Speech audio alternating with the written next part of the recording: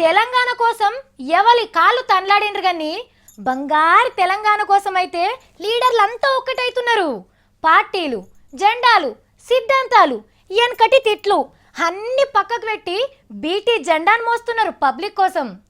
వాళ్ళు కష్టపడుతుంటే చూసుకుంటుండు ధర్మం కాదని ఇంత ఆసరైదందుకు పోయిండు మన ధర్మపురి సీనన్న.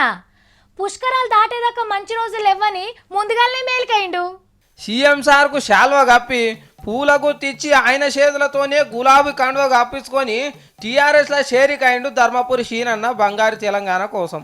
మనం కోరుకుంటున్న బంగారు తెలంగాణ సాధించాలంటే కేవలం ఆయన నాయకత్వాన్ని సాధ్యమవుతుంది తప్ప దీంట్లో రాజకీయాలు చేస్తే లాభం లేదు.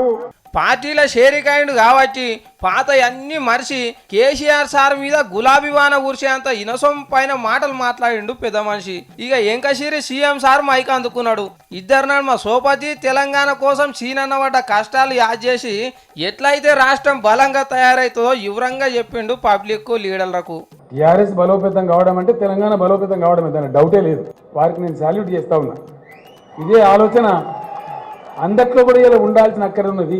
విన్నారు కదా, తెలంగాణ బంగారు తుంక కావాలన్నా మన బతుకులు ఏకదమ్న మారాలన్నా అన్ని పార్టీలకు తాళాలేసి లీడర్లు అంతా కారే గులాబీ కాలరా జర్రంత మందే పడతారు కదా, అంతమంది పట్టరు కదా అని డౌట్ ఏం లేదు.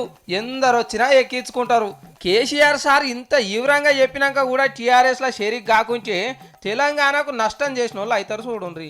ఎందుకైనా మంచిది లీడర్లు ఓ పారి ఆలోచన చేయండి.